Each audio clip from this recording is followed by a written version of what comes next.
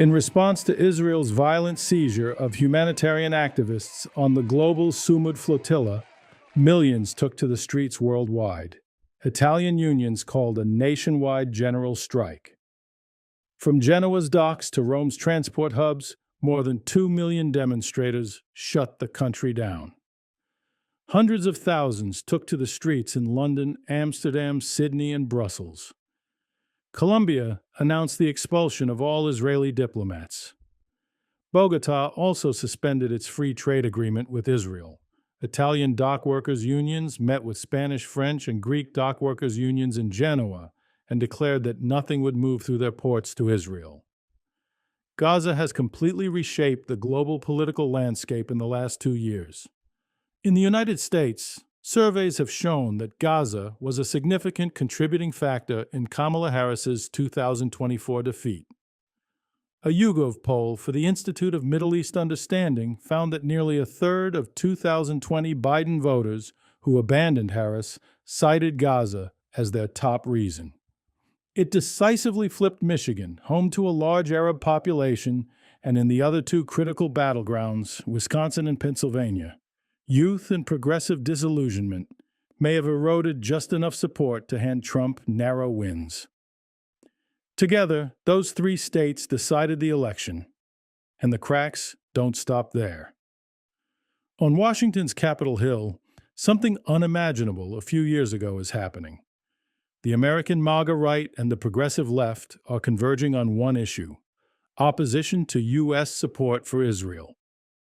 AIPAC, once the most feared lobby in Washington, is becoming radioactive.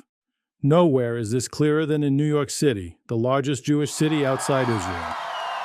In the mayoral race, Zohran Mamdani, a Muslim candidate, outspoken supporter of BDS and critic of Zionism, is poised to win.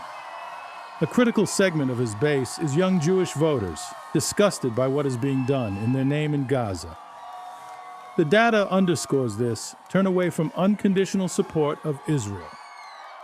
In a recent Ipsos poll of Jewish Americans, 58% said they do not support Israel's war in Gaza.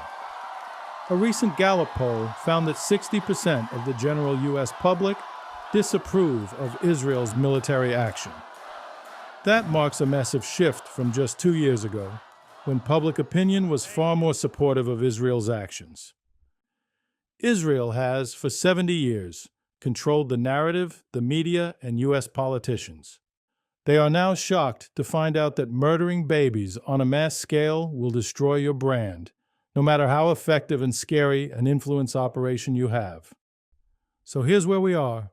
Across the Western world, a generational shift is underway that will result in Israel losing the support of its most essential patrons sooner than anyone believed possible. The genocide enablers are running out of rope. They use their power to provide diplomatic cover, weapons, and political support for atrocities and the murder of children. Now, the day of judgment is fast approaching. None of this is good news for Netanyahu. Sensing his window of opportunity closing, he may gamble everything on a strike against Iran, hoping to drag the U.S. into a regional war while he still can. But can Netanyahu still count on the U.S. to back him in an all-out war with boots on the ground? That level of U.S. commitment is looking more doubtful every day. Thanks for watching. Please hit the like and subscribe buttons if you would like to see more content like this.